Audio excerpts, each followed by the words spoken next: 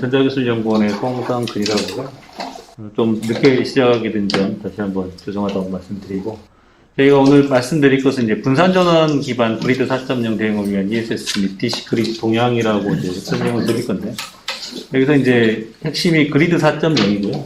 그리드 4.0이라는 게 이제 아까 본부장께서도 말씀드렸지만 앞으로 그 신재생 에너지라든지 전기차들이 굉장히 많이 들어오면서 계통이 기존에는 반방향의 전력 흐름에서 굉장히 복잡한 전력 흐름들로 앞으로 갈 걸로 예상을 하고 있습니다. 그래서 그거를 그리드 4.0이라고 하고요. 그거를 구현하기 위해서 가장 핵심으로 보고 있는 게 이제 ESS라든지 DC 전력망들이 이제 앞으로 도입이 돼야 된다라고 해서 정부에서도 또 분산에너지 특별법이라든지 아니면은 이제 제10차 계획 같은 데 보면 그 직류 송배전망을 통해서 확충을 해야 된다라는 그런 이제 이야기들이 많이 나오고 있습니다. 그런 관련해서 말씀을 드리도록 하겠습니다. 말씀은 크게 이제 세 가지 영역으로 나눌 거고요. 그리드 4.0이라는 개요하고, 그 다음에 관련해서 ESS에 관련 최근 동향, 그 다음에 DC 그리드 관련해서 말씀을 드리도록 하겠습니다. 일단 이제 전력 시스템이라는 것은 지금까지는 이제 이런 형태의 개통 흐름들을 가지고 있습니다. 크게 보시면, 발전소라는 데서 전기가 생산이 되고, 이 생산된 전기를 이용을 해서 그 멀리 이제 송전을 보내야 되기 때문에 변압기라는 걸 통해서 승합을 합니다. 보통 이제 우리가 이야기할 때 발전소들에서는 한 6000V 정도의 전압이 생성이 되고, 송전을 할 때는 뭐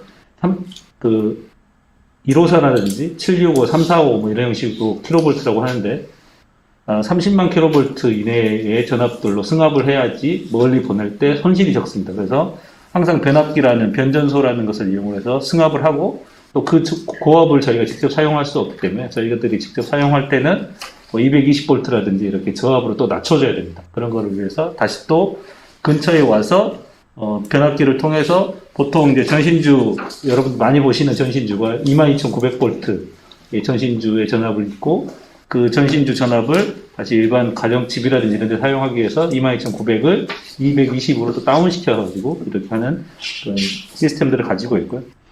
보통 이제 기존까지는 발전소는 저희 뭐 영광이라든지 또 뭐 울진이라든지 이런 데서 굉장히 해안가 주변에 멀리, 그러니까 일반 도시하고 먼 데에서 발전을 해서 대규모로 발전을 하고 대규모 성장을 통해서 소비하는 구조들을 취하고 있다고 보시면 될 것 같습니다. 그리고 기존에는 이제 AC 발전이라고 해서 보통 보일러로 물을 끓이고 끓인 물을 이용을 해서 스팀 터빈이라는 이제 터빈을 돌려서 회전기를 이용해서 발전을 합니다. 그걸 이제 보통 AC 발전이라고 하고, AC라는 것은 그 플러스와 마이너스를 교번을 한다라는 차원에서 이제 알터네이터에서 AC라고 해서 이렇게 교류로 돈다. 그래서 교류 발전이 대부분 이루어지고 있습니다. 그리고 지금은 뭐 거의 없긴 한데 브라운관 TV라든지 예전 유독이라든지 이런 형식의 그 AC 부하에 사용되는 부하들이 많았었고요. 그다음에 자동차도 뭐 개통하고 전혀 관계없는 내연기관, 기름을 쓰는 형태에 해서 향후로는 이제 발전이 태양광 발전이라든지 신재생 에너지 발전들 같은 경우는 전부 다 DC로 출력을 하게 돼 있습니다. 그러니까 풍력 발전 같은 경우는 이제 회전기이기 때문에 AC로 출력이 나오지만 주파수가 굉장히 가변적입니다. 바람의 영향에 따라서 주파수가 가변적이기 때문에 그 주파수 성분을 없애줘야 됩니다. 없애고 다시 저희가 사용하는 60Hz라는 성분을 만들기 위해서 중간에 반드시 인버터라든지 다른 변환기들이 들어가서 DC로 만들고 DC로 만들어낸 지원을 다시 AC로 만들어서 이제 저희 계통에 사용하고 있다고 보시면 될 것 같아요. 부하들도 앞으로는 이제 디지털 부하들, 뭐, PC라든지, 그다음에 뭐, TV, 냉장고, 에어컨, 이런 것들이 기존에 전부 모터가 돌지만 그 안에 인버터라는 그 전력 변환 장치들이 다 들어가 있습니다. 그리고 인버터라는 것은 기본적으로 내부에서 다 DC를 사용하고 있다고 보시면 됩니다. 그러니까 반도체를 사용하는 부품이 들어가 있다 그러면 거의 다 DC를 사용하고 있다라고 보시면 될 것 같고요. 그 다음에 그 차도 기존에는 내연기관 차에서 앞으로는 그 전기차 보급들이 굉장히 활성화될 거고, 전기차 안에는 배터리라는 시스템이 들어가 있고, 이 배터리는 전부 다 DC를 이용하고 있기 때문에 실제 차도 결국 이제 충전기도 DC 형태의 충전기들이 많아지고 있습니다. 그러니까 지금 현재 보면 충전기도 7kW나 뭐 이렇게 해서 저속 충전기들은 AC를 다이렉트로 충전을 하는 방식을 취하고 있지만, 고속 충전기라고는 50kW 이상짜리들에서는 전부 다 DC 충전을 하는 형식들로 하고 있다고 보시면 될 것 같습니다. 그래서 앞으로 이제 발전원이라든지 기기들이 기존의 아날로그 부하나 발전원에서 디지털 부하나 디지털 발전, DC 발전을 하는 시스템으로 넘어갈 거다라는 게 추세고, 과거에는 말씀드렸듯이 한 군데에서 전부 다 집중해서 발전을 한 다음에 이를 이용을 해서 뭐 장거리 AC 송전을 하고 그다음에 아날로그 방식의 기존 제품들이 사용됐다 그러면 미래에는 소용량되어 있는 이제 분산 전원들이 굉장히 많아진다는 거죠. 뭐 일례로 봐서 이 빌딩에도 뭐 태양광 발전소를 달고 그 발전원에서 바로 부하로 사용할 수 있게 만든다거나, 그다음에 태양광 발전원도 뭐 분산된 것도 있지만 특정 그 지역에 뭐 대규모 풍력 발전기랄지 여기가 뭐 이런 풍력 발전기를 만든다든지 이런 방식들로 분산하고 집적화가 혼종되어 있는 그런 방식으로 갈 거다라고 볼 수 있고요. 그다음에 전송 시스템도 기존 AC 부분을 위에 DC 송배전이라는 시스템들도 앞으로 늘어날 거다. 그다음에 소비자 위주의 이제 생산 방식이 많아질 거라는 겁니다. 그러니까 에너지 프로슈머라고 하는데, 프로슈머라는 것은 기존에는 생산자 따로 있고 소비자 따로 있는 이런 그 체계들이었으면 생산과 소비를 동시에 하는 사용자들이 나온다는 거죠.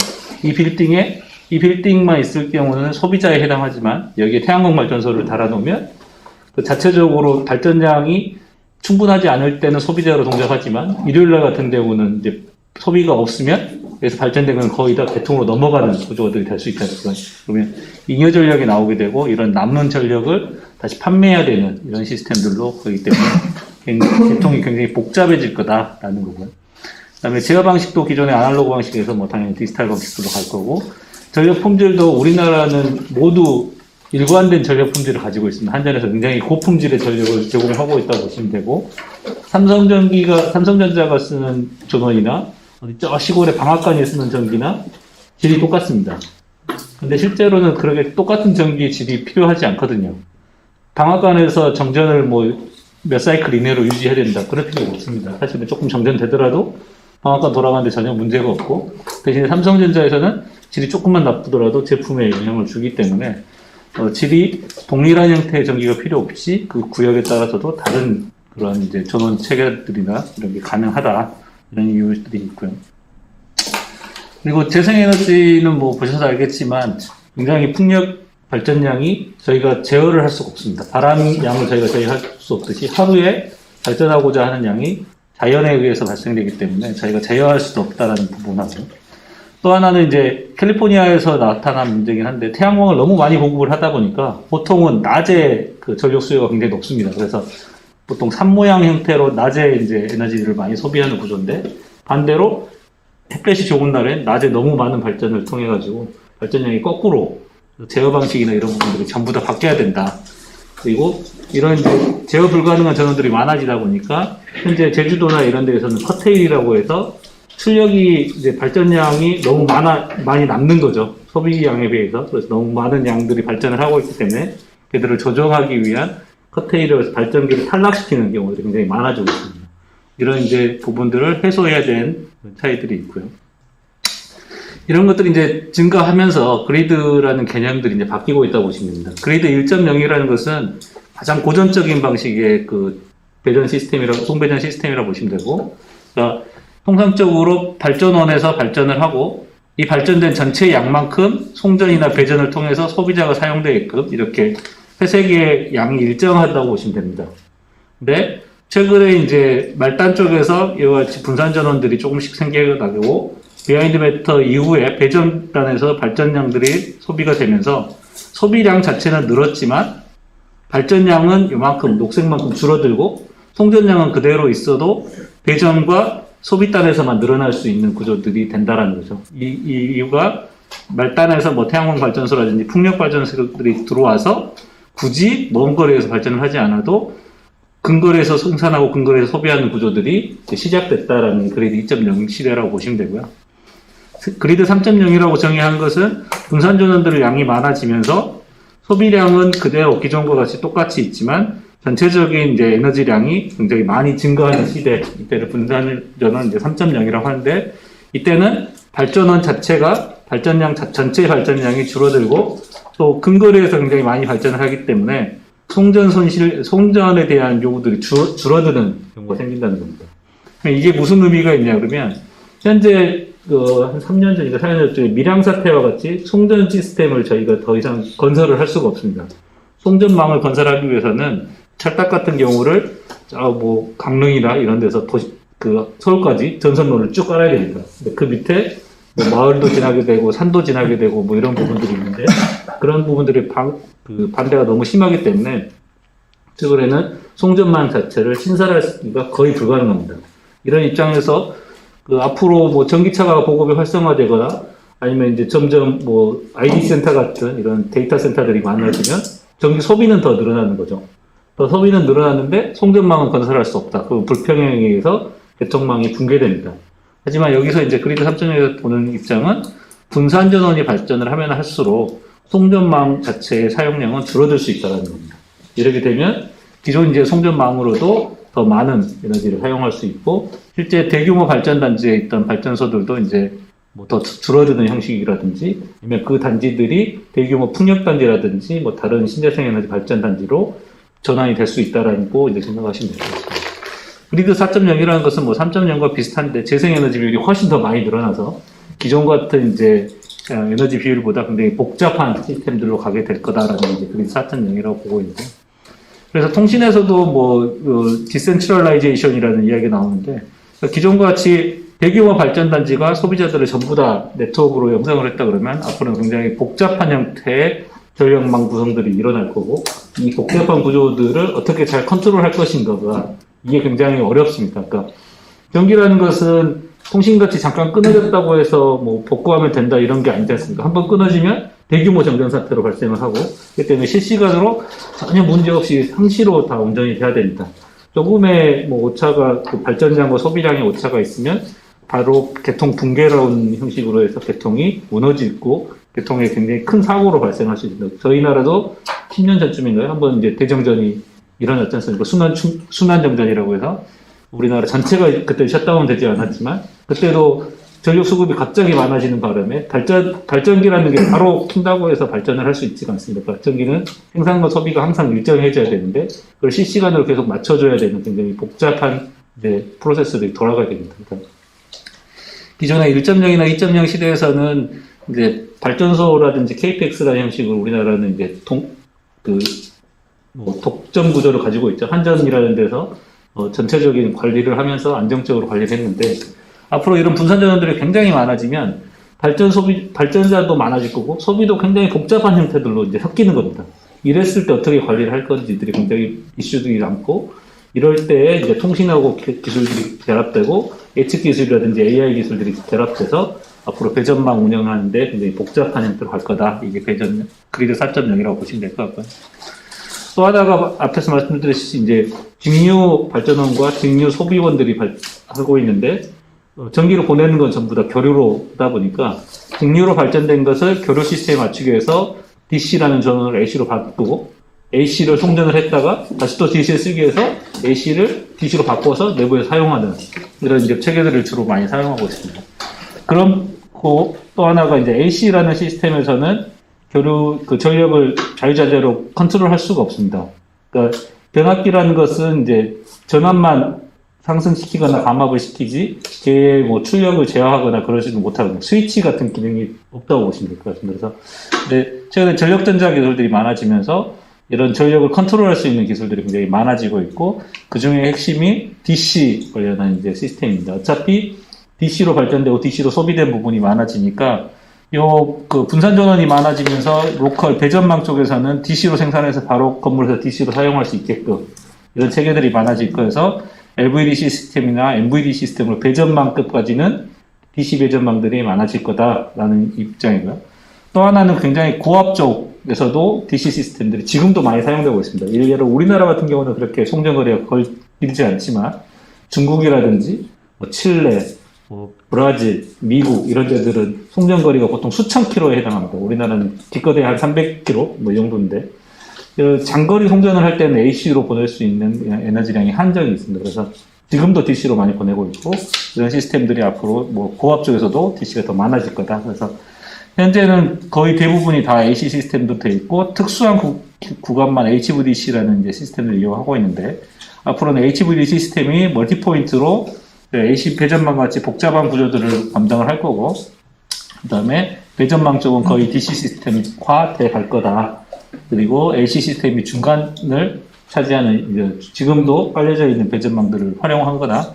뭐 이런 쪽에서만 AC 배전망들이 활용될 거다라고 이제 생각을 하고 있습니다. 그리고 ESS 관련해서 이제 말씀을 드리겠는데, 앞에서 말씀드렸듯이 그 분산 전원이라든지, 특히 신재생 에너지의 분산 전원이라 앞으로 자동차가 많아지면 생산량도 저희가 컨트롤할 수가 없고 소비량도 저희가 컨트롤할 수가 없습니다. 그러면은 생산된 전력을 안정화시킬 수 있는 어떤 설비들이 필요합니다. 그걸 유연성 자원이라고 하는데, 그런 유연성 자원으로 가장 이제 이슈가 되는 게 ESS라고 보시면 될 것 같습니다. 어딘가 전기를 저장을 해놨다가 적절히 사용을 해야 이 날씨에 따라서, 그러니까 태양광의 빛의 양이라든지 풍력의 바람 양에 따라서 들쭉날쭉하는 이런 발전 양들을 안정적으로 해야지만 저희가 사용할 수 있는 전력이 되는 겁니다. 아무리 칼이 좋고 좋은 칼을 갖고 있더라도 저희가 컨트롤할 수 없으면 그거는 무기에 해당하기 때문에, 도구가 아니라 무기에 해당하기 때문에 도구화 시키기 위해서는 이런 그 출렁거리는 굉장히 그 불안정한 발전량들을 해소를 시켜줘야 된다라는 부분이 있고, 그래서 이제 굉장히 복잡하게 나와 있지만, 그 크게 보시면 크게 이제 ESS라든지 분산 유동성 자원들이 크게 4가지 정도로 정의가 되고 있다고 보시면 되겠습니다. DR이라고 해서 디맨드 리스판스라고 해서 소비에 대응을 해서 어떤 발전량들을 여분을 갖고 있는 상태에서 대응을 해주는 그런 시스템을 DR 시스템이라고 합니다.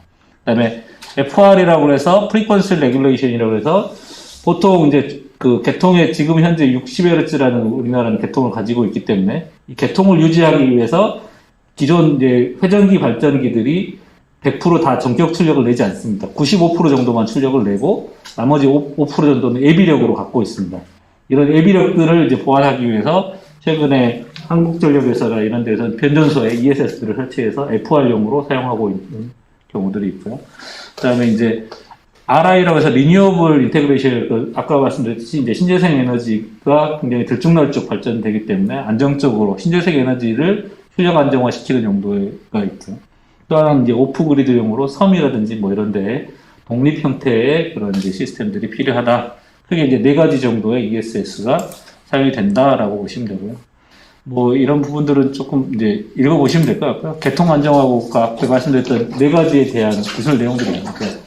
크게 이제 이 4가지들이 사용되고, 이 ESS라는 것은 개통에서 어디에 사용되는지를 보면 크게 이제 발전소 주변에도 사용될 수 있습니다. 앞에서 말씀드렸듯이 앞으로 발전 단지도 지금은 그렇게 큰 단지들이 없지만, 우리나라 같은 경우는 큰 단지들이 없지만 그 유럽이나 이런 데는 대규모 해상 풍력 단지들이 존재하기 때문에 그런 풍력 단지 쪽에서 바로 붙어가지고 출력을 안정화시키는 ESS가 있을 거고요. 또 그리드가 이렇게 쭉 이제 오게 되면 말단 쪽에 이제 부하를 안정화시키기 위한 이런 디맨드를 요구라든지, 그러니까 소비를 제어한다거나 아니면 지역 내에서 생산과 소비가 동시에 일어났을 때 안정화시키기 위한 설비들이 필요할 거고요. 또 하나는 이런 변전소들이라든지 대규모 이제 이런 풍력 단지들에서 출력을 굉장히 복잡하게 나오는 걸 빨리빨리 대응을 해서 하는 형태들이 다양하게 있는데, 특히 이제 ESS를 제어하는 방식이 크게 2가지라고 보시면 될 것 같습니다. 이거는 뭐냐면, 로드 레벨링이라고 해서 하루에 한 번 충방전을 한다고 보시면 됩니다. 배터리라는 게 자주 충방전을 하게 되면 또 배터리 수명이 줄어듭니다. 그래서 그런 것들을 대응하기 위해서 심야 시간에 뭐 충전을 했다가 낮에 부하가 많을 때 이렇게 방전을 하는 DR, 그러니까 피크컷이라고도 표현하고, 뭐 DR이라고도, 뭐 보통 피크컷이라고 하는데 부하 쉐어링을 하는 겁니다. 그래서 이쪽에서 소비되어야 할 이만한 부하를 이쪽에서 소비하게 만드는 거죠. 그럼 개통에서는 이렇게 일정하게 소비되는 것 같이 보일 수 있기 때문에 이거를 이제 그 피크컷으로 해서 로드 레벨링이라고 보시면 되고요. 또 하나는 이런 신재생이라든지 전력 수요 같은 경우는 임의적으로 계속해서 들쭉날쭉 이렇게 됩니다. 이렇게 굉장히 복잡한 형태의 구조들을 가지게 되면 제어가 어렵습니다. 제어가 어렵고, 앞에서도 말씀드렸듯이 전기라는 것은 생산과 소비량이 항상 일정해야 되는데 이 소비량과 생산량을 일정하게 유지시키기가 굉장히 어렵습니다. 생산도 들쭉날쭉하고 소비도 들쭉날쭉하면 굉장히 복잡하기 때문에 소비는 저희가 들쭉날쭉한 걸 어떻게 조절하기가 지금까지는 쉽지가 않습니다. 그러면 생산 입장에서는 안정적으로 내자라든지 소비 입장을 굉장히 안정적으로 가져가자라든지 해서 이렇게 이제 신재생이나 풍력 같은 경우에 계속해서 들쭉날쭉한 것들을 좀 평탄화시키자라는 형태들의 시스템이 크게 유지가 된다고 보시면 될 것 같습니다. 그래서 오늘 말씀드린 신재생 쪽이기 때문에 신재생의 발전량을 실제 찍어보면 이렇습니다. 행원 풍력 발전 단지에서 출력이 계속 시간에 따라서 바람량이 크게 출렁이는 그 부분도 있지만 매분 몇 초에 따라서 출력량이 계속 들쭉날쭉합니다. 그러니까 이게 풍력 발전기의 이너시아에 따라서 이렇게 움직이겠지만 실제 태양광들은 이보다 더 빨리 움직입니다. 뭐 갑자기 구름이 낀다거나 뭐 아니면 위에 뭐 새가 날아간다거나 그림자가 비친다거나 이렇게 해서 출력량이 가변이 되기 때문에 이런 출력량 가변들을 이제 어느 정도 평활화시키기 위해서 ESS를 이용해서 이런 출력을 이렇게 일정하게 유지하게끔 트렌드를 관리하는 이런 시스템들로 해서 저희가 컨트롤할 수 없었던 재생에너지원을 이제 저희가 컨트롤할 수 있는 발전원으로, 그러니까 무기를 도구로 사용할 수 있게끔 이제 바꿔주는 그런 역할을 한다라고 보시면 될 것 같고요. 똑같은 이야기입니다. 그리고 이게 이제 앞에서 말씀드린 FR용으로 95%의 발전력을 기존에 이제 발전을 하던 것들을 ESS를 도입함으로써 발전기들은 100% 부하를 내고 100% 발전을 하고 이 출력 있는 것을 이제 ESS를 이용해서 충방전을 통해서 이제 시스템을 안정화시키는 이런 부분들을 보시면 될 것 같아요. 이런 ESS 시스템은 에너지를 저장하는 시스템이기 때문에 종류가 많습니다. 실제로 이제 대부분 배터리를 이용한 ESS를 전부 다 ESS로 보고 있는데 꼭 그렇지는 않고 기계적이라든지 그다음에 전기적으로 그다음에 전기화학적인 거 그다음에 전기적인 부분 크게 세 가지의 ESS 스타일이 있다고 보시면 될 것 같습니다. 기계적이라는 것은 가장 기본적으로 생각하면 양수발전소를 생각을 하시면 됩니다. 양수발전소라는 것은 저녁에 남는 전기를 배우셨을 수도 있겠지만 저녁에 남는 전기를 이용해서 물을 높은 곳으로 끌어올리고 낮에 부족할 때 높은 곳에 있는 물을 밑으로 내리면서 위치 에너지를 운동 에너지로 바꾸면서 그걸 이용해서 발전을 하는 시스템, 이런 것들이 이제 기계적인 방식인데 이게 꼭 물을 이용할 수도 있고 아니면 굉장히 큰 무게 추 같은 것들을 이용할 수도 있고 아니면 케이스라고 해서 압축 공기를 이용할 수도 있습니다. 그러니까 에너지가 남을 때 물리적으로 어떤 형태를 변화시켜 놓고 걔를 다시 물리적에서 전기적으로 바꾸는 그런 에너지 스토리지를 미케니컬 방식이라고 보고요. 전기화학적인 것은 주로 이제 배터리라고 보시면 됩니다. 이 방식 안에도 이제 다양한 배터리들이 있고요. 최근에는 고정 형태의 리튬이온을 많이 쓰고 예전에는 납축 전지를 많이 썼지만 레독스 프로 전지라든지 최근에 이제 수전의 방식 이런 부분들 다양한 이제 에너지 스토리지 방식들이 있다고 보시면 될 것 같아요. 그다음에 순수 전기로도 전기를 저장할 수도 있습니다.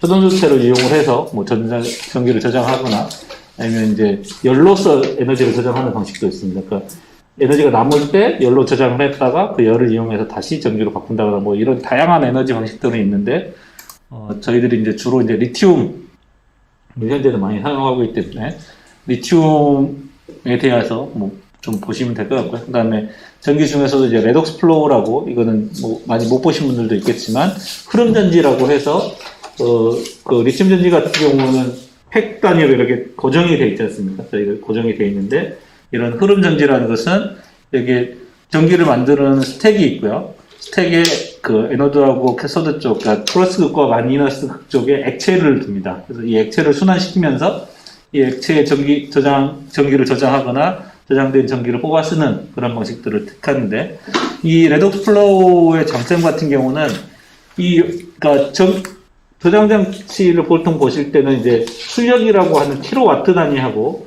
그다음에 에너지량이라고 하는 킬로와트 아워라는 두 가지가 같이 이제 보실 건데 보통 출력이라는 것은 얼마나 한순간에 내가 전력을 뽑아 쓸 것이냐 아니면 저장을 할 것이냐에 대한 걸 보시면 됩니다. 그러니까 일종의 자동차로 보면 토크 같은 경우 순간 파워를 어떻게 낼 것이냐가 이제 있고요. 또 하나는 그 자동차의 연료 탱크 같이 연료 탱크가 많으면 파워는 낮더라도 멀리 갈 수 있는 구조가 되어 있습니다. 그걸 에너지 양이라고 그러는데 그 에너지 양에 해당하는 부분이 이 탱크라고 보시면 됩니다. 그러니까 레독스 플로우 같은 경우는 탱크가 리튬이온 같은 경우는 탱크가 딱 고정되어 있는 시스템이라고 보시면 거기서 늘리려고 그러면 출력도 같이 늘려나가끔 이런 구조들이 되는데 이 레독스 플로우에서는 그 에너지량을 늘릴 때는 이 탱크 크기만 늘려주면 되기 때문에 순간 방어는 이 스택이 담당을 하고, 그래서 건물 같은 경우라든지 이제 대규모로 만들 때는 레독스 플로우 배터리가 좀 더 효율적일 것이다 라는 이슈들 때문에 레독스 Demand.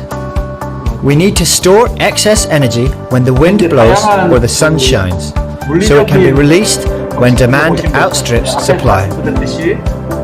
Already, we can store energy using pumped storage and with batteries. At Gravitricity, we have a new idea. We can harness the power of gravity by using excess electricity to winch a large weight in a vertical shaft, which can then be released, turning the winches into generators. It's the brainchild of our founder and serial innovator, Peter Frankel, the man who invented the world's first full-scale tidal energy turbine, which was bought by Siemens. For our systems, the vertical shaft can be up to 1,500 meters deep, with weight configurations of anything from 500 up to 5,000 tons. The heavier the weight, the more energy is stored. Raising the weight charges the system, whilst lowering the weight discharges the electricity back to the grid. After all, what goes up 라고 보시면 될 것 같습니다.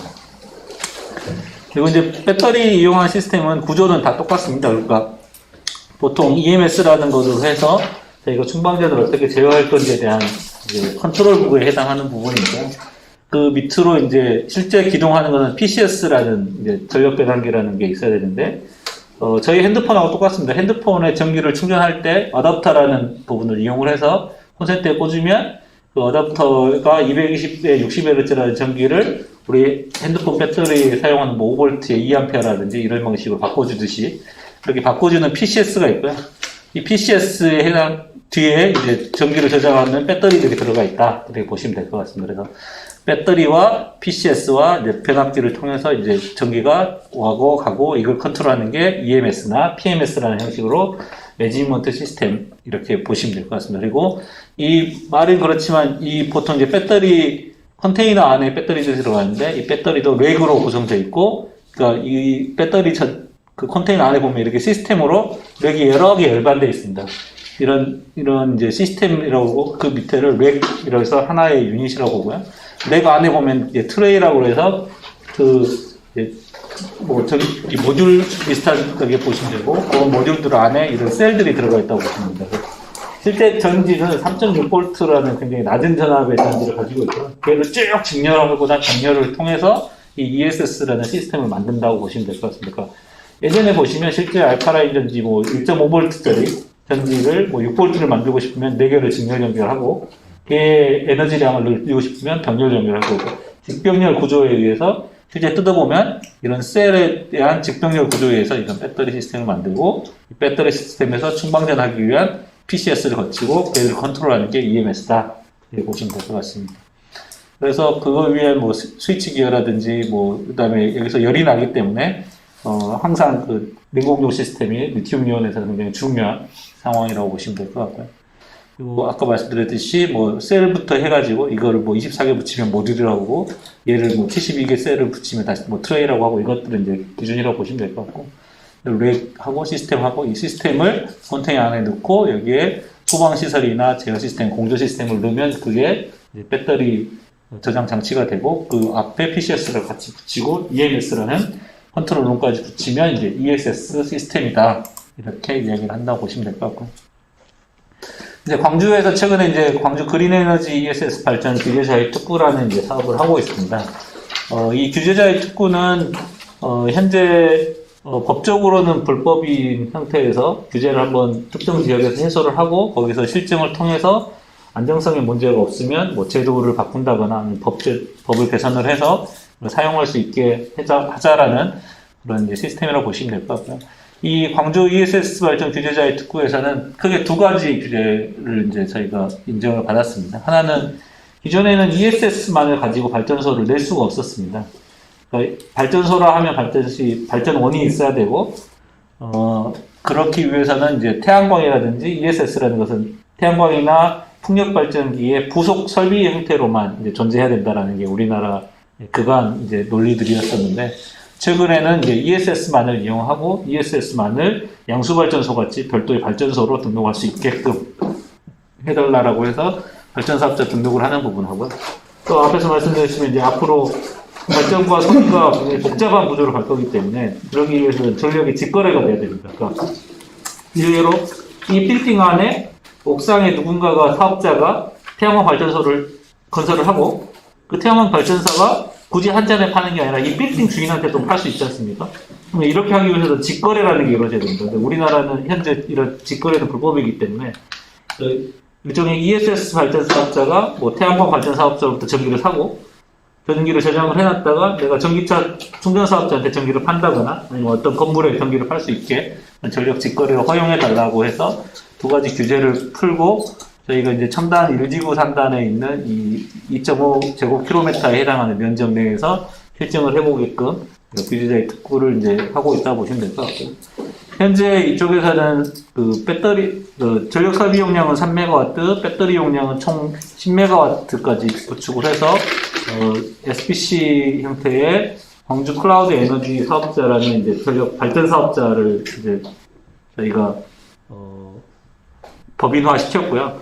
이 법인을 통해 가지고, 제3자 간 거래를 통해서 그 기존의 이 첨단 주변에 있는 공장 위에 발전소들이 이미 있습니다. 그 태광호 발전소로부터 전력을 구매하거나 아니면 그 건물들에 있는 소규모 태양광으로부터 직접 구매를 하는 방식들로 에너지를 충전을 하고 충전된 에너지를 전기차 충전 사업자라든지 공공 건물에 이제 파는 이런 사업 모델들을 이제 실증을 하고 있다고 보시면 될 것 같습니다.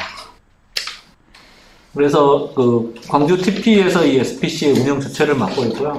나머지 총 9개 그 지역 내에 있는 기업들이 참여해서 이 시스템들에 대해서 개발을 하고 있고, 향후에 이제 이 인프라가 다 지금 실증이 들어가고 있는 상태라고 보시면 될 것 같습니다. 그래서 내년도부터는 이제 상업운전 하는 방식들에 대해서 예정이 되어 있고요.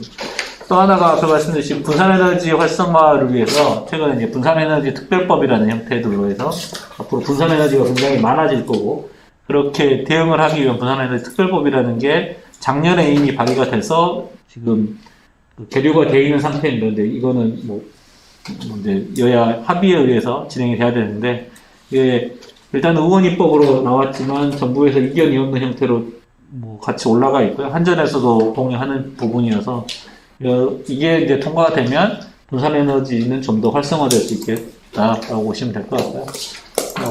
관련해서 이제 여기에 이제 저장정치 사업자라는 형식으로 ESS만을 이용한 전기정치, 전기 발전 사업자도 연기가 되어 있다고 보시면 될 것 같습니다. 다음으로는 이제 DC 그리드 관련해서 간단히 좀 소개해 드리도록 하겠습니다. DC 그리드는 앞에 말씀드린 HVDC, 뭐 MVDC, LVDC 이렇게 나눈다고 했는데, 이런 전압 가지고 나눈다 보시면 될 것 같습니다. 그래서 보통 우리가 건물에 사용하는 건 뭐 220V다, 그럼 뭐 DC로 보면 LVDC다 보시면 되고, 뭐 밖에 배전망에 사용한다, 그러면 22,900V인데 그거를 MVDC다 이렇게 생각하시면 되고, 저 철탑 위에 산 넘어다니면서 송전탑들이 있는 거, 그거를 HVDC다 이렇게 보시면 될 것 같습니다. 왜 그러면 DC가 유용하냐를 이야기하는 건데요. 전선로는 크게 두 가지가 있습니다. 하나는 일반 눈에 보이듯이 공중에 이렇게 매달려 있는 선들이 있을 거고요. 그걸 이제 가공선로라고 하고요. 또 하나는 우리 눈에 안 보이게 하기 위해서 땅에 묻어놓은 선로들이 있습니다. 그걸 지중선로 또는 이제 바다를 건너기 위해서 해저 케이블들을 이용하는 선로들이 있습니다. 그러니까 지중이나 해저 케이블들은 당연히 땅하고 닿고 사람도 접촉할 수 있기 때문에 굉장히 외부에 외피가 두껍게 되어 있습니다. 절연을 가져야 되기 때문에. 그렇게 하면 제가 유전체라는 형식으로 해서 뭐 폴리머라든지 이런 이제 고분자 화합물들의 덩어리들이라고 보시면 될 것 같고, 근데 얘가 무슨 역할을 하냐면 캐패시터 역할을 합니다. 그러니까 전기가 흘러가는데 주변으로 캐패시터가 쫙 도포되어 있다, 분포되어 있다라고 보시면 됩니다. 해저 케이블이나 이런 지중 케이블들에는. 그러다 보니까 주파수가 있으면 이 캐패시터를 통해서 전기가 빠져나갑니다. 빠져나가는 역할을 하기 때문에 이 그림을 이제 뭐 다는 모르셔도 되지만 이게 DC라는 성분이고 이게 AC라는 성분들이라고 보시면 됩니다. 그래서 AC라는 성분 중에 전압이 높으면 높을수록 이 빠져나가는 양이 많기 때문에 장거리로 보낼 수가 없습니다. 오히려 아까 말씀드렸듯이 멀리 보내기 위해서는 고압으로 송전을 해야 전력 손실을 줄일 수 있다고 했는데, 해저 케이블이나 이런 지중 케이블로 가면 갈수록 고압으로 갈수록 더 많이 못 보내는 이런 단점들이 존재합니다. 그래서 우리나라도 예전부터 제주도하고 해남을 연결하는 HVDC 케이블이 있었고요. 그 제주도에 전기를 공급하기 위해서는 해저 케이블로 갈 수밖에 없는데 거기서는 전부 DC를 사용하고 있다. 그래서 결국은 이제 보시면 멀리 보내려면 어쨌든 DC가 유리하다. 지중 케이블에서도 특정 거리까지는 괜찮지만 더 멀어지면 점점 이제 손실들이 발생하기 때문에 멀리 보낼 수 없다. 그래서 보통 이제 예전에는 가공선로 같은 경우는 400km 이상의 송전을 할 때는 DC가 유리하고, 지중이나 해저로 갈 때는 40km 이상 보낼 때는 DC가 유리하다라고 했습니다. 근데 이 공식은 점점 줄어들고 있습니다. 왜냐면 초기에 이제 뭐 DC로 하기 위해서는 변환소라는 것도 필요하고 뭐 우회 설비들이 필요하기 때문에 초기 비용이 많이 들고, 장거리로 보내면 보낼수록 손실이 줄어들기 때문에 DC로 AC로는 초기 비용은 낮지만 멀리 보내면 보낼수록 이제 손실들이 증가해서 요 만나는 점이 브레이크포인트가 기존에는 400km, 40km 있는데 최근에는 이제 저역 반도체 기술들이 많아지고 기술들이 좋아지다 보니까 이 거리들은 점점 짧아지고 있다고 보시면 될 것 같습니다. 그래서 LVDC나 MVDC로 가면 좀 더 유리해진다. 그리고 또 하나가 보통 이제 우리가 A씨라고 하면 3상으로 보입니다. A상, B상, C상 뭐 이런 거 들어보셨겠지만 이 각 상에는 또 절연내력을 가져야 되는데 이격거리를 가져줘야 됩니다. 이격거리 가지기 위해서 보통 철탑에 보시면 이렇게 세 선이 지나가고 이 세 선이 이렇게 이격거리를 갖고 있다고 보시면 됩니다. 근데 DC로 보내게 되면 두 선만 있으면 되고 동일한 철탑 내에서 이격거리를 더 확보할 수 있기 때문에 전압 자체를 더 올릴 수 있습니다. 그래서 뭐 이 철탑에서 220kV를 보낼 수 있었다면 이렇게 철탑을 바꾸면 380kV를 보낼 수 있다고 이제 계산들이 나오고요. 또 하나는 요게 이제 전선이라고 보시면 됩니다. 전선이 지금 6개 달려 있는데 동일한 6개 중에 3개로 보낼 수 있기 때문에 한쪽 그 선의 개수가 약 3분의 1이 늘어나는 꼴이, 3분의 2배, 1.5배 정도 늘어나는 꼴이 됩니다. 그래서 이 동일한 철탑 내에서 AC로 보낼 때는 약 400메가바를 보낼 수 있다 그러면 DC로 보낼 수 있으면 약 1400메가바를 한 3배 이상 보낼 수 있다라는 게 이제 이론적인 설명들입니다. 이런 이론적인 설명들을 통해서 앞에서 말씀드렸듯이 앞으로 전력 수요라든지 이런 거는 굉장히 늘어나지만 송전선은 더 증설하지 않아도 되는 그런 장점들이 있다라고 보시면 될 것 같고, 또 하나는 이제 AC로 장거리를 보내려면 무조건 지상으로 보내야 되는데 이게 아니라 지중으로 묻고 아니면은 도로변으로 묻으면서 지상 공간은 뭐 다른 용도로 사용할 수 있게끔 하기 위해서 DC들에 대한 이제 시스템이 지금 많이 사용되고 있다고 보시면 되고요. DC라는 것이 뭐 근래 기술들은 아니고요. 1954년, 50년도부터 DC라는 게 이제 만들어져서 보냈었고요. 실제 섬에 보내기 위해서. 그게 이제 반도체 기술이 발달하면서 이제 사이리스 밸브라든지, 그러니까 기존에는 이제 그 머큐리, 그러니까 순 스위치 이런 것들을 이용하던 방식에서 반도체 스위치로 이제 합격하고 사이즈도 줄어들고 용량도 늘어난다라고 보시면 될 것 같고요. 이건 좀 기술적인 건데, 뭐 반도체가 기존에는 사이리스터가 굉장히 이제 싸고 대용량을 만들었기 때문에 사이리스터를 이용한 AC/DC 변환소들이 만들어졌고 이거를 전류형 타입이다라고 보시면 될 것 같습니다. 근데 이거 보시면 요게 사람이고요. 요게 하나의 스위치라고 보시면 됩니다. 이런 스위치들을 이렇게 쭉 직렬로 쌓아서 이렇게 대롱대롱대롱 매달아 놓은 게 요거 하나에 해당한다고 보시면 됩니다. 그래서 보통 이런 공간이 한 이 건물만 하는 거 정도의 변환소라고 보시면 되고, 이 변환소에 이런 변환기들, 여기도 사람이 요만한 여기 사람입니다. 이런 정도가 이제 보통 이제 HVDC 시스템에 사용된다. 그 다음에 반도체 기술이 발달돼서 이제 사이리스터가 아니라 IGBT라는 소재를 이용하게 됐고요. 이걸 이용해서 나오는 게 이제 전압형 HVDC다. 이런 방식들도 뭐 유사한 구조로 보이시지만 실제 이제 AC하고 DC, 전류형하고 전압형을 보시면 규모 자체가 약 한 4분의 1 정도 보시면 뭐 6에이커에 73피트 정도의 그런 600메가와트를 하는데 필요하다 그러면 이거를 또 전압형으로 바꾸면 1.5에이커로 약 한 4배 정도 줄어드는 면적을 가집니다. 그러니까 기술이 발달하면서 스위칭 주파수가 굉장히 빨라지면, 스위칭 주파수가 빨라지면 그만큼 사이즈를 줄일 수 있다라고 보시는 거하고 똑같고요. 그래서 기존보다 훨씬 작은 규모로 만들 수 있다. 이게 뭔 말이 되냐면 기존 변환소의 부지에서 4배 정도의 용량을 더 증설해도 문제가 없다라는 형식들이라고 보시면 될 것 같습니다. 그리고 5개 설치에 대한 이런 필터들도 굉장히 간소화된다. 뭐 기술적인 내용들이니까. 그래서 DC 시스템이 이렇게 보시면 이제 AC를 만드는데 직류라는 시스템을 이용해서 이렇게 계속 스위칭을 통해서 AC를 DC로 바꾼다. 반대로 DC를 AC로 바꾼다. 이렇게 보시면 될 것 같고, 초창기에는 이제 뭐 IGCT라든지 이런 것들을 이용하다가 최근에 이제 IGBT라는 저역 반도체 소자를 이용한다. 이 소자도 최근에는 뭐 SiC 소자라든지 이런 이제 물성 자체가 바뀌고 있습니다. 그래서 기존에는 반도체가 Si 소자들을 이용하던 게 최근에는 SiC 소자라는 걸 이용해서 좀 더 고압의 더 빠른 스위칭으로 가고 있다. 말씀드렸듯이 소자 하나가 감당하는 스위치의 주파수가 올라가면 올라갈수록 사이즈는 줄일 수 있다. 그 무한정 줄이지는 않겠지만 어느 정도까지는 더 줄일 수 있다라는 거고요. 이거는 이제 HVDC 프로젝트들이라고 보시면 돼요.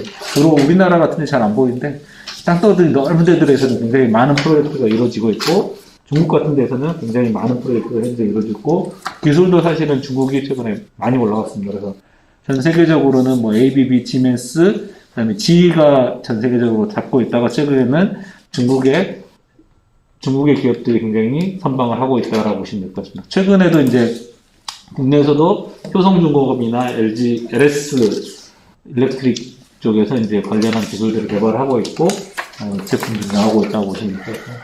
다음은 이제 MVDC라는 건데, 그러니까 이건 앞에는 송전망이면 이제 배전망 쪽 이야기들인데, 이쪽은 주로 이제 요 지역에 해당한다고 보시면 될 것 같습니다. 소금의 풍력 단지, 한 500메가라든지, 500메가로 해도 작은 게 아니고 5메가짜리 풍력기면 보통 20 몇 층 정도 되죠. 전보 제트기 하나 정도 사이즈 되는 것들이 500메가면 100개가 꽂혀야 됩니다. 그런 풍력 단지라든지 아니면 도시 한 군데 아니면은 뭐 우리나라로 보면 연육교라든지 그 섬들에 보낼 때 이거 보통 한 50메가에서 100메가 1메가 정도면 이런 빌딩 하나의 전기를 공급한다고 보시면 되고요. 그 섬 하나 정도면 한 보통 50메가, 한 1000가구, 2000가구 정도 사시고 뭐 이런 정도.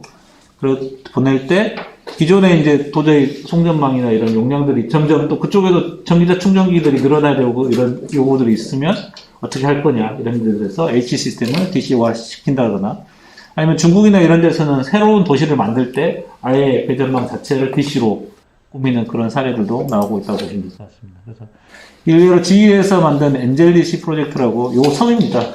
요 섬에 전기 용량이 기존에 이제 AC 케이블을 이용해서 주고 있던 것을 DC로 바꿔가지고 용량을 1.4배 이상으로 늘렸다라는 이야기로 보시면 될 것 같고, 실제 이제 비용은 당연히 AC에서 DC로 바꾸면서 변화소도 짓고 뭐 이런 비용들이 늘어났지만 그런 부분들이 약 2030년쯤 되면 이제 이익으로 존재할 수 있는, 10여 년 정도면 시스템 자체의 이익으로 존재할 수 있는 시스템들이 된다라는 부분이에요. 또 하나는 이제 이런 공장이라든지, 그러니까 재련 공장이나 이런 포스코, 이번에도 그렇겠지만 포스코도 대부분 이제 화학로라든지 이런 게 있는 데들은 다 전기로를 가지고 있습니다. 대규모 전기를 사용하는 부분에서도 이런 DC 시스템들에 대해서 도입을 하려고 하고 있고요. 또 마찬가지로 IMO라든지 이런 데서 선박에 대해서 좀 이제 오염 규제를 하고 있지 않습니까? 그러면 자동차하고 똑같이 선박도 기존의 뭐 디젤 발전이라든지 엔진을 이용한 방식에서 전기 추진 방식으로 넘어가고 있습니다. 그래서 이런 전기 추진 선박에서는 지금 자동차에서는 보통 1000볼트짜리 타고 있지만 이런 선박에서는 앞으로 6000볼트라든지 이런 MVDC 체계로 넘어갈 거다라는 부분이고요.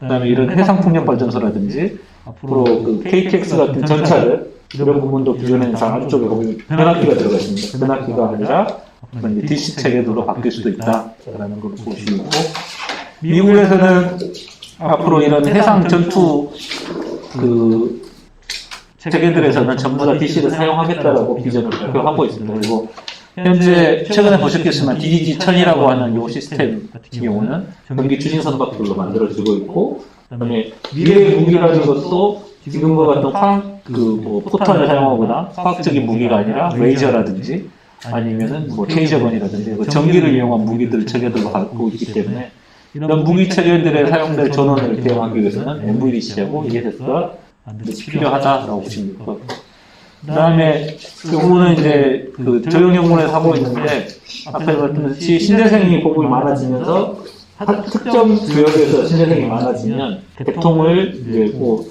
다른 데는 여유가 많은데 그 지역만 발전량이 많아지다 보니까 충전을 못하는 이런 케이스가 생깁니다. AC 시스템에서는 말씀드렸듯이 임의적으로 전력을 조절할 수가 없습니다. 그래서 중간중간에 굉장히 봐서 DC 시스템을 적절히 넣어주면 기존에 160% 사용되고 이렇게 13% 사용되던 이런 전력이 평준되는 현상을 이쪽에서 줄여주고 반대쪽에서 늘려주는 현상으로 해서 기존 송전망을 많이 바꾸지 않고 배전망, 송배전망을 많이 바꾸지 않고 특정 망들만 바꿔줌으로써 과도 부하라든지 과도 발전되는 현상들을 해소할 수 있다라는 기술들을 보시면 될 것 같아요. 앞으로 뭐 이제 전기차라든지 이런 수요가 늘어나면 계속해서 더 새로운 비즈니스들이 많아질 거다는 거고요. 그리고 올해부터 이제 MVDC 관련한 이제 연구 프로젝트들이 추진되고 있습니다.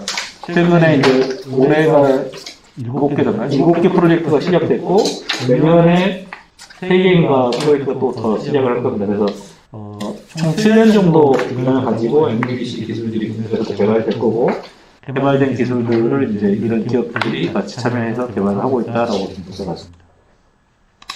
마지막으로 이제 LVDC 시스템인데, 그거는 이제 건물이라든지 이제 소규모 이런 조그만 단지들에서 사용되고 있다고 보시면 될 것 같고, 주로 이제 많이 했던 데가 DC를 많이 했던 데가 일본 쪽입니다. 일본 쪽은 워낙 이제 재해가 많고, 그 다음에 우리나라는 한전이라는 한 군데에서 전기를 다 공급하고 있지만 일본은 수백 개의 전력 회사들이 전기를 공급하고 있거든요. 굉장히 복잡한 시스템들을 가지고 있고 그중에서 NTT라고 통신을 주로 하는 업체인데 그쪽에서도 이런 전력 시스템들에 관심이 있고 도시 안에서 마이크로그리드를 구성하거나 ESS를 이용한다거나 이런 게 되고 있고 또 하나가 이제 핀란드 같은 오히려 이제 자연이 많고 사람이 드문드문 있는 데들 우리나라를 보시면 절에 전기를 공급해야 된다.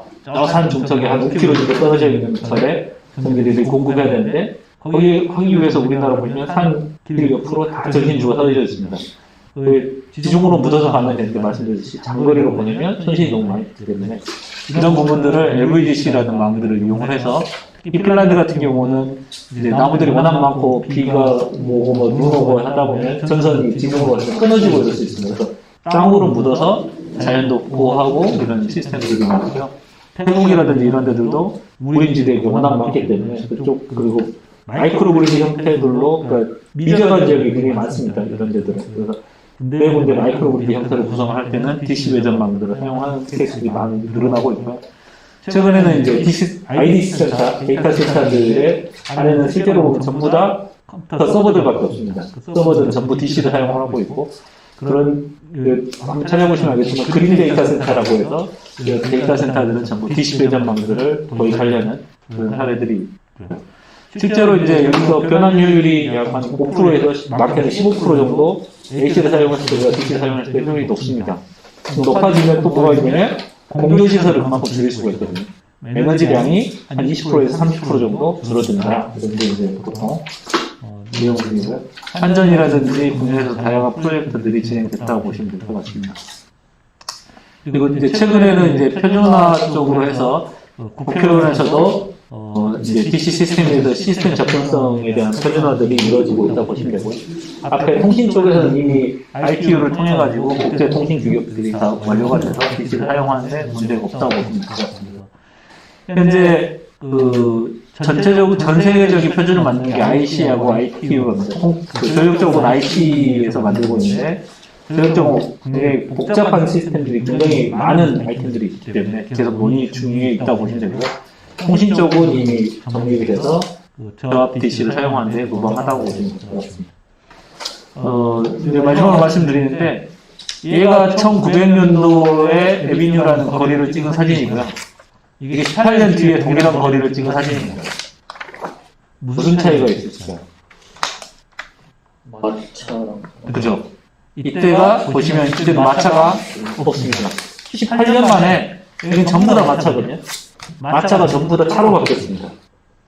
이게 나타내는 게 갑자기 바뀌는 것 같지만 실제로는 85년도에 자동차라는 게 만들어졌구나. 이 자동차가 포드가 이용해서 18년도에 신모델을 만들고 13년도에 자동 생산체계가 나오면서 굉장히 고가이던 자동차가 대중화되기 시작하면서 무려 18년 만에 이런 큰 시스템 자체도 다 바뀌었습니다. 그때 사이에서 아무도 운송을 하고 차를 붙이기도 하고 산업혁명하면서 많은 일들이 일어났지만 편리성이 있으면 당연히 바뀌게 되는 거고요. 그리고 변화는 굉장히 느린 것 같지만 초기에 느리다가 막상 퍼지기 시작하면 굉장히 급속도로 퍼집니다. 10여 년 사이에 이제 전력 시스템은 이렇게 급격하게 바뀌지 않을 겁니다. 우리나라에서도. 우리나라 뭐 한전이 워낙 작동했지만. 근데 최근에 보면은 이제 재생에너지를 사용 안 할 수는 없는 거고, 그다음에 분산 전원들에 대한 요구가 많아지고 굉장히 시스템들이 복잡해지기 시작하는데 이거에 대해서 적응을 못하고 계속 이제 일정하게 AC 체계들이라든지 기존의 시스템을 유지하다 보면 어느 정도 도태될 수 있다. 말씀을 드린 거고요. 그래서 앞으로 DC 시스템이라든지 이런 분산 전원 시스템에 좀 관심을 좀 가져줬으면 좋겠다라는 걸로 마무리 짓도록 하겠습니다. 네, 혹시 뭐 질문사항이나 이런 거 있으시면. 너무 길게 본격적으로 사실 그 신재생 에너지를 활용을 해서 이제 전력 직거래나 또는 발전 사업자가 내면 DC 송배 회전을 해야 된다라는 거고요. 예, 그렇죠. 근데 이제 여기서 좀 궁금한 게 우리나라 발전 사업자들이 그렇게 많잖아요. 물론 실증 사업을 해서 지금 시작을 하려고 하지만 그럼 여기서 안전의 역할은 무엇이고 그다음에 현재 그 취약한 이 사업자들이 예를 들면 전력을 거래하려는 사업자들도 많지 않고 그걸 관리하는 회사도 많지 않을 텐데 그러면 안전의 역할은 뭔지 그리고 우리 건물과 같은 경우에도 남는 거 버려요. 태양광에서 이제 한 5% 되나? 한 5%가 있는데 그러니까 쓰고 남으면 이제 ESS 장치도 없어갖고 버립니다. 그래서 또 이런 그저 송배전반도 없어갖고 또 안전에 또 팔 수도 없는 상황이거든요. 근데 이런 상황에서 그럼 뭐부터 바뀌어야 되는지 좀 궁금합니다. 한전의 역할과 좀 각각의 물론 실증 사업을 추진할 때 그러면 이제 각 건물에서 나오는 전력 또는 이제 섬이나 이런 데 멀리 떨어진 곳에 나오는 어떤 신재생 에너지를 활용하려면 어느 것부터 좀 바뀌어야 되는지 좀. 저는 이제 이건 되게 제 사견인데 앞으로 한전의 역할은 이제 한전 내부에서 뭐 이야기해 보면 DSO 사업자라고 그러니까 지금은 한전이 전체망을 관리하는 사업자를 가지고 있는데 그 중에서 이제 배전망 쪽으로 내려오면 그러니까 분산전원이나 앞으로 이런 게 많아질 때는 배전망 쪽이기 때문에 배전망 관리 사업자라는 체계를 다시 만들려고 하고 있습니다. 분산에너지 특별법이라는 거에서도 배전망 운영관리 사업자가 있어야 된다라는 게 가명해진 겁니다. 그러니까 기존에는 배전망이라고 하면 한전에서 전기 주고 여기서 전기를 쓰고 이런 체계들이 돼 있습니다. 그리고 지금도 보시면 발전을 아무리 하더라도 이 배전망 한 군데에 접속할 수 있는 한계 용량을 두고 있습니다.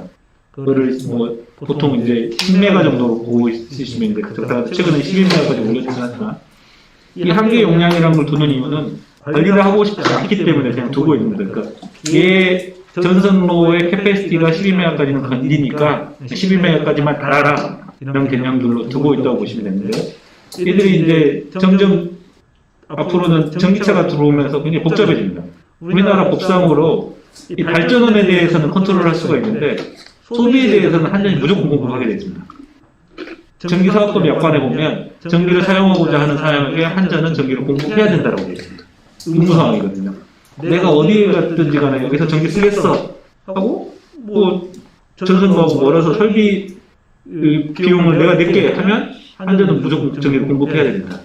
근데 만약 전기차를 한전이 컨트롤할 수가 없습니다. 그죠? 전기차 수요가 갑자기 막 늘어나요. 지금도 늘어나고 있는데 앞으로 한전이 배전망을 컨트롤할 수가 없어집니다. 이렇게 그냥 공급하는 방식으로 가면. 왜냐하면 실제 태양광도 사용하지만 전기차가 굉장히 더 앞으로 이슈가 될 건데 지금은 작기 때문에 컨트롤이 됩니다. 점점 많아지면 전기차 주유소 같이 전기차 충전소를 갑자기 막 짓기 시작할 겁니다. 돈이 된다 그러면. 그러게 되면 한전은 전기를 공급해야 돼요. 근데 전기차에 보통 한 대 충전할 때 뭐 50km에서 100km, 저기는 400kW까지 요구를 합니다. 차 한 대가 400km 충전하거든요. 주유소라고 하면 보통 뭐 8대, 10대 충전기 있지 않습니까? 급속 충전기 10대 두면 4메가가 들어가야 돼요. 말씀드렸듯이 1메가면 이만한 빌딩이 쓰고도 남는 전력인데 조그만한 전기차 충전소에서 뭐 3메가씩 들어갔다 나갔다가 뭐 이렇게 한다 보시면 그 지역 동네면 수십 메가에서 막 100메가씩 왔다 갔다 해야 된다고 보시면 대전망에 컨트롤 할 수 없어요. 지금 세계에서는. 뭐 한전도 그 고민이 굉장히 많거든요. 어떻게 할 거냐. 이런 입장에서 한전은 이제 대전망도 통신이나 이런 것을 통해서 굉장히 복잡하게 제어가 돼야 된다. 그리고 이런 것들이 한전이 다 컨트롤할 수가 없기 때문에 한전은 대전망을 관리하는 사업자로서 존재하고 그 밑에 VPP 사업자나 이제 다른 이제 신재생에는 충전 사업자라든지 이런 사업자들을 두려고 합니다. 그래서 너희들이 컨트롤해야 된다. 그리고 컨트롤 규정은 이렇다. 그러니까 DSO라는 사업자는 규정만 만드는 겁니다. 너희가 우리 대전망에 들어오려면 이 기준은 만족해야 돼. 너희가 부하를 3메가를 쓰더라도 우리랑은 500km 이상은 못 써. 뭐 이런 규정들을 만들어 놓고 그러면 500km밖에 못 쓰기 때문에 순간 3메가를 대응하기 위해서 안쪽에 ESS를 따로 둬야 된다거나 다른 부산원전을 둬야 된다거나 이런 규정들이 생기는 겁니다. 그리고 발전을 하더라도 100메가를 지어도 좋은데 우리랑 하려고 그러면 뭐 이런 규정 내에서 너희가 발전을 해야 돼. 남을 때는 뭐 100메가를 통째로 다 발전할 수 있지만 우리가 지령을 내리면 거기서 20메가라든지 5메가로 출력을 제한을 하게끔 의무화시킬 겁니다. 그러면 남는 전기를 아까 말씀드렸듯이 버릴 거냐? 뭐 업체들은 버리는 게 더 이익이냐? 아니면 ESS 같은 전력 장치를 부어서 안정화시켜서 다른 시간에 방대하는 게 이익이냐? 이런 걸 따지겠죠. 그런 사업들이 이제 만들어질 거라고 보고 있고, 저희가 이제 ESS 발전 사업자나 이런 것들을 했던 이유는 이 공장 주변에 이제 태양광 발전소들이 많이 이제 설치가 되어 있지 않습니까? 그러면 이 사업자들이 말씀드렸듯이 이제 출력 제한이라든지 이런 게 되면 어딘가는 저장을 해야 되는데, 공장 같은 경우는 생산을 위한 공간이지 자기네들이 전기를 이렇게 하겠다라는 공간들이 아닌 결국 최근 ESS가 화재가 나고 뭐 이러기 때문에 관리를 그분들이 하지를 않습니다. 그래서 좀 집합화시키고 그다음에 이런 밀집되어 있는 공간에서 특정 지역에 밀집화 시켜놓으면 ESS를 관리를 하면서 안정적인 그런 그 유연성 자원을 확보하는 부산의 발전 사업자들이 나와야 되지 않느냐 입장에서 이런 이제 시스템들을 한다고 보시면 될 것 같습니다. 25페이지 관련해갖고 첨단 이웃지구의 시정 특례를 좀 하려고 하고 있잖아요. 그럼 이제 배전망을 다 바꾸는 건가요? 배전망도 바꾸고. 이렇게 보시면 될 것 같아요. 사실 그만한 이제 전력, 예를 들면 이제 좀 고압으로 뭐 좀 생산량이 많으면 배전망을 다 바꿔갖고 하는 게 유리할 텐데, 예. 근데 실제로 그렇게 그만한 그 전력 생산량이 나오는지, 물론 이제 지금 사업만 하려는 게 이제 충전소만 처음에는 운영을 하겠다는 것 같아요. 네. 이후에는 이제 신재생에너 2단계는 신재생에너지까지 하신다고 하는데, 그거 이제 더 많은 이제 설비가 투자돼야 될 것 같고. 네. 이렇게 보시면 이제 요 선이 이제 색깔이 좀 다른데요. 빨간색 선은 이제 사설망이라고 보시면 이제 이야기하신 대로 배전망을 저희가 바꿔서 설치를 한다고 보시면 될 것 같고요. 요 망은 이제 요 파란색 쪽에 해당하는 이 망은 한전의 기존 망을 그대로 사용하는 겁니다. 그러니까 지금도 전력을 거래할 수 있는 제도들은 계속 만들어지고 있어요. 정부에서도 고민들이 하고 있기 때문에 지금 이제 제3자 간 전력 거래라든지 뭐 이런 형식으로 해서 일단 지금 보면 태양광 발전소들은 전부 한전하고 전력 거래를 하고 있습니다. 그 거래를 하고 있는데 알리백 사업이라든지 이런 형식으로 만약 삼성전자가 나는 신재생 에너지원만 쓰겠어. 신재생으로 만들어진 전기만 내가 사겠다라고 할 때 한전이 팔 수가 있어야 되지 않습니까? 근데 전기라는 건 사실은 섞이면 이게 신재생으로 만든지 원자력으로 만든지 가스로 만든지는 모르지 않습니까? 그러면 한전이 인증을 해주는 거죠. 한전은 나는 이제 이 발전원들로부터 100이라는 신재생 에너지를 샀으니까 나는 100이라는 인증서를 갖고 있고, 삼성전자가 나 30만 팔아줘 그러면은 100 중에서 30은 삼성전자에 파는 이런 구조를 가지고 있습니다. 그런 게 제3자 간 거래라고 하는 겁니다. 태양광 발전 사업자는 한전의 전기를 파는 거고요. 한전이 이제 신재생을 거래하고자 하는 제3자한테 전력을 넘길 수 있게끔 이렇게 제3자 간 거래를 하고 있는데, 그거와 동일하게 저희 이제 ESS 발전 사업자가 한전으로부터 이 신재생 에너지 전기만을 구매를 하고, 이제 요 ESS 사업자가 가지고 있는 전기는 신재생만으로 충전이 되는 구조가 되겠지 않습니까? 또 하나는 이제 한전하고 거래하지 않는 발전소들이 있습니다. 현재는 뭐 여기는 그냥 자가 소비용으로 만들어주고 있는데, 아까 말씀하셨듯이 남는 거는 그냥 버리고 있는 개념이거나 실제로는 버리진 않으실 겁니다. 어떻게 하냐면 한전이 낙수욕, 한전이 가져가는 거죠. 지금 이익을. 발전량만큼을 돈을 안 주고 그냥 사용하고 있다고 보십니다.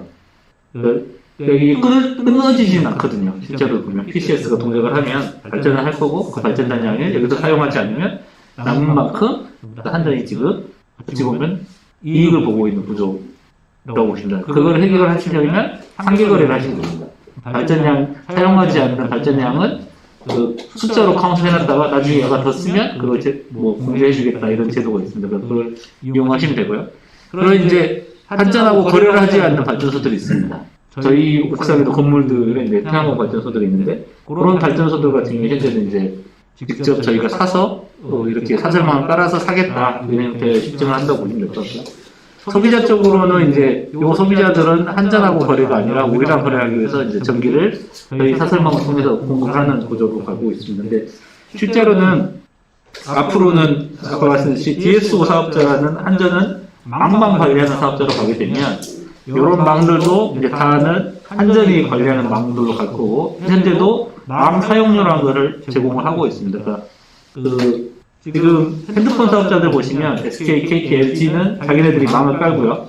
그 위에 알뜰폰 사업자들은 망을 빌려서 쓰는 거죠. 그러니까 망은 깔아놨지만 100% 그게 다 사용되지 않습니다. 그러니까 유명만큼 망 사용자가 깔아놓고 관리하고 있는 그런 망을 사업자가 빌려서 쓰는 형식으로 그런 형식으로 갈 거고요. 한전은 앞으로 이와 같은 망을 관리하고 시스템을 안정화시키는 쪽으로 갈 거고 다양한 이제 발전 사업자라든지 VPP 사업자라고 하는데 VP 사업자라든지 DL 사업자 같은 사업자들이 생겨서 거기 안에 거래들을 일어나게끔 하려고 하는 게 정부의 목표라고 보시면 될 것 같습니다. 이런 거를 이제 미국이나 유럽, 그다음에 일본 이런 선진국들에서는 이제 다양하게 하고 있고요. 우리나라도 보시면 뭐가 맞는지는 이제 해봐야지 알 것 같은데요. 예전에 보시면 한국통신이라는 독점체제 통신망 체계가 가지고 있었고요. 그러다가 김대중 정권에 와서 망사업자를 분리를 시켰죠.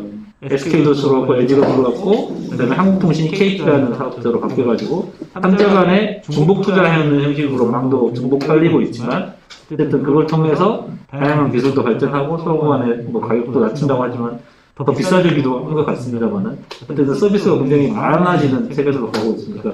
배전망 사업도 지금 우리나라는 한전이라는 단일한 배전망을 쓰고 있지만 아까 말씀드렸듯이 삼성전자한테 줘야 될 고품질의 전기를 방앗간에서도 쓸 필요는 없거든요. 방앗간에서 쓸 사람들은 어찌 보면 지역 내에서 조그만한 시골이나 이런 데서 공급 사업자가 따로 있어서 거기에 태양광을 이용해서 공급하는 게 더 효율적일 수도 있습니다. 나중에는 다양한 사업자들이 존재할 수도 있는 거기 때문에 미국 같은 경우나 일본 같은 경우는 그런 사업자들이 수백 개씩 존재한다고 보시면 될 것 같습니다. 우리나라도 앞으로는 그렇게 가야 되지 않겠냐라는 컨셉화에서 이제 분산에너지 발전 특별법이라든지 이런 것들이 나오고 있다고 보시면 될 것 같습니다. 특수목적법이 지속적으로 운영이 되려면 사실 이익이 나야죠. 네. 그리고 거기에 관리하기 간헐성 관리도 해야 되고 좀 관리도 해야 되고 이런 구조가 돼야 되는데 그러니까 현재로서는 불가능하고요. 현재로서는 불가능하고 앞으로 이제 제일 먼저 뭐가 돼야 될 거냐고 여쭤보셨지만 제도가 바뀌어야 됩니다. 이게 어찌 보면은 통신 요금이 그만큼을 받을 수 있게 해줬기 때문에 3사라는 시스템들이 운영이 될 수도 있거든요. 정부에서 전기요금을 꽉 틀어막고 있는 상태에서는 뭘 해도 안 됩니다. 어떠한 기술도 발전할 수가 없는 거고요. 똑같습니다. 그러니까 당연히 좀 더 비싸지겠죠. 지금 상황에서 전기요금을 3배나 딱 올리지 않습니까? 그럼 아마 다양한 산업군들이 만들어질 겁니다. 하다못해 ESS라든지 어떻게 하면 전기를 적게 쓰게 할 거라든지 다양한 산업군이 만들어질 텐데 우리나라는 전기요금이 싸기 때문에 아끼려고 생각할 필요가 없죠. 전기를 쓰는 게 나은데 그냥 쓰는 겁니다. 근데 그게 정말 비싸진다 그러면 당연히 다들 집안에 태양광을 다 설치할 거고요. 어떻게 하면 한전 그 전기를 어떻게 최소한으로 쓸 건지를 고민하게 될 겁니다. 그러지 않는 이상에서는 전혀 그렇게 되지가 않고요. 그 다음에 만약 어느 정도는 그 가격이 당연히 올라가겠지만 합당한 서비스에 합당한 요금이 책정이 돼야지만 이게 발전을 하는 거지 막고 있는 시점에서는 전혀 이루어질 수가 없다는 것은 자명한 겁니다. 보조금 사업으로 다 하겠죠. 혹시 또 질문하시죠? 예, 우리 비전공자든지 말텐데 산업공학과도 있고 IT 뭐좀 데이터 전공자도 있고 경영학과도 있습니다. 앞으로는 전기도 전력만 하는 사람들이 필요한 게 아니라 굉장히 통신에 대한 이슈들이 굉장히 많아요. 통신에서도 이게 거래, 실시간 거래들이 돼야 되기 때문에 보통 15분 거래 체계들을 하려고 하거든요. 전국망을 전체 각 노드들을 15분 단위로 다 스크리닝을 하고 계산을 하고 뭐 이렇게 하는데 실제 통신망에서는 그렇게 하고 있습니다. 뭐 저희가 핸드폰을 하면 핸드폰을 거는 순간 다 연결 루트 찾아가지고 최종 루트로 하고 요금 체계 다 만들고 카운터 다 재고 있거든요. 그 노드 하나하나들 사실은 건물 하나 등에 부여한다고 해도 그렇게 많은 포인트들은 아닙니다. 통신 쪽에서는 이미 가능하다고 하는데 또 하나가 통신은 잠깐 끊어진다고 해서 사람들이 크게 문제가 되지 않거든요. 그리고 끊어지면 다시 걸면 돼요. 근데 전기는 끊어지면 안 되는 거기 때문에 이제 굉장히 느리게 발전을 하고 있다고 보시면 될 것 같고요. 기술적인 면에서 못하는 구조들은 아닙니다. 실제 뭐 제어하는 방식들도 많고 하긴 하지만 굉장히 초창기에는 불안한 일들이 많을 거고요. 통신이 끊어진다고 전기가 끊어지면 안 되기 때문에. 그러면 이제 인프라도 계속 깔려야 될 거 아니에요? 지금 뭐 동배전망이 전부 다 이제 AC로 되어 있는데. 꼭 DC로 깔려야 되는 건 아니고요. 예, AC망에서도 이제 다양한 거래 시스템이라든지 뭐 발전 시스템들, 그러니까 지금도 정부도 계속 하려고는 하고 있는데요. 굉장히 큰 정치 시스템을 한꺼번에 바꾸고, 아까 말씀드렸듯이 요금 체계는 거의 틀어막고 있는 상황에서 이게 되지는 않는다고 말씀드리겠죠. 한전도 지금 적자가 30몇 조씩 나고 있는 판공기에 누가 들어가서 발전 사업을 하겠습니까? 그러니까 이렇게 손실이 나면 당연히 어느 정도 비용이 같이 올라가 줬으면 마이너스가 안 됐었겠죠. 그런 부분들은 있는 거라서, 그러니까 사실 제도가 먼저 바뀌어야지만 이익이 날 수 있는 거고, SPC는 이런 이제 기술들이 가능한지를 뭐 검증을 해놓은 보고, 저희도 이걸 하면서 한전이나 이런 데하고 산업부라고 굉장히 많은 이슈들을 문의하고 서로 간에 이제 가다 보면 처음 가는 길이 굉장히 어렵지 않습니까? 그래서 그러면서 산업부도 다시 법률 검토해보고 ESS에 대해서 이거를 막아야 될 거냐 말아야 될 거냐 이런 것들이 풀어지다 보니까 담당자들도 이런 것도 가능하구나 이런 이제 컨셉들을 드리는 거지 이걸로 저희가 돈을 벌 수 있다거나 당장 사업화 된다고는 말씀을 못 드리겠고 말씀드렸지 돈이 되려고 그러면 제도가 바뀌어요. 특히나 이런 시스템들에서. 그것도 질문하실 내용은 없으신가요? 전기 쪽이라 정보자가 없어서 많이 어려운 겁니다. 그러니까 너무 어렵게 설명을 드린 건 아닌지 그건 드린 것 같아요. 그리고 질문 하나 할 사람. 이쪽 기술적인 질문 아니어도 상관없는데. 알겠습니다. 이만 마치도록 하겠습니다. 네, 감사합니다. 예.